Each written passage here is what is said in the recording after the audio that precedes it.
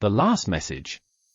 In the quiet town of Oldbridge, nestled between thick forests and mist-covered hills, there stood a house on the outskirts.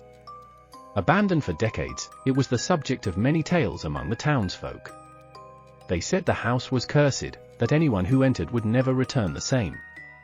It was a place children dared each other to go near, but no one ever crossed its threshold, until tonight.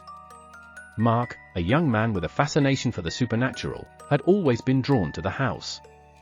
As a child, he heard the stories from his grandmother, tales of lost souls and mysterious disappearances. But unlike the others, Mark didn't fear the house, he was intrigued by it. So, on a cold autumn evening, armed with nothing but a flashlight and his phone, Mark decided to explore the house and document his experience for his YouTube channel. The moment Mark stepped onto the creaky wooden porch, the air seemed to change. The wind that had been gently rustling the leaves fell silent, and an unsettling stillness took its place. The door, once strong and sturdy, now hung ajar, inviting him inside. Mark hesitated for a moment, his pulse quickening, but curiosity won out over caution. He pushed the door open and entered the house. Inside, the house was a time capsule of another era. Dust-covered furniture, old portraits on the walls, and a grandfather clock that had stopped ticking at 3:15, a detail that sent a shiver down Mark's spine. He moved cautiously through the rooms, his flashlight casting long, eerie shadows on the walls. The house was eerily quiet, save for the occasional creak of the floorboards beneath his feet. As Mark ascended the staircase, he noticed something strange. The air grew colder with each step, and the walls seemed to close in on him. At the top of the stairs, he found a long hallway lined with doors. Most of them were locked, but one at the far end stood slightly ajar, a faint light spilling out from within. Mark's heart raced as he approached the door. He could hear a faint buzzing sound, like static from an old television, growing louder with each step. With a trembling hand, he pushed the door open and stepped inside. The room was empty, save for an old wooden desk in the center. On the desk sat a dusty radio, the source of the static.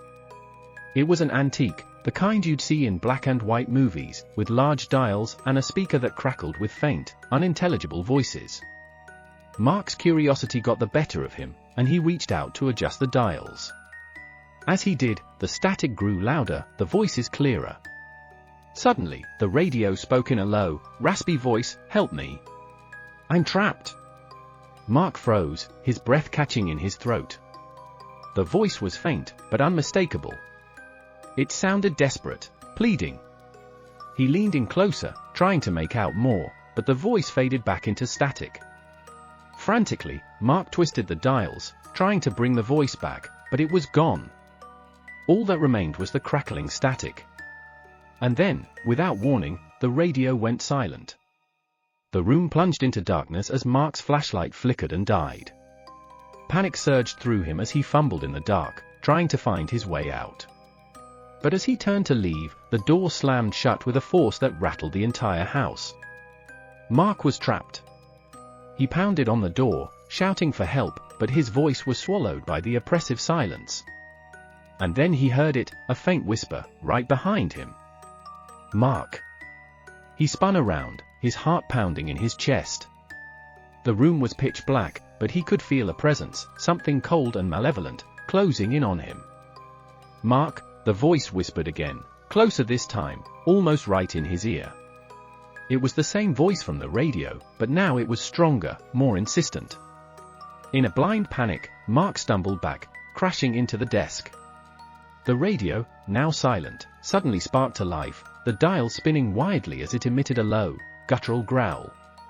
The air grew thick, suffocating, as the presence in the room pressed down on him. And then, just as suddenly as it began, it stopped. The radio went silent, the oppressive weight lifted, and the door creaked open. Mark didn't hesitate. He bolted from the room, down the stairs, and out of the house, not stopping until he was safely back in his car. Gasping for breath, he glanced back at the house, half expecting to see someone, or something, watching him from the windows. But the house stood silent and dark, as if nothing had happened.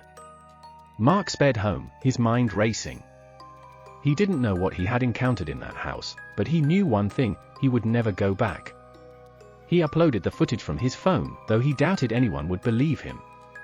As he lay in bed that night, trying to shake off the lingering fear, his phone buzzed with a notification. It was a comment on his video, left by an anonymous user. "I warned you not to listen." Mark's blood ran cold. He had never mentioned the voice in his video. The comment was quickly deleted, but the damage was done.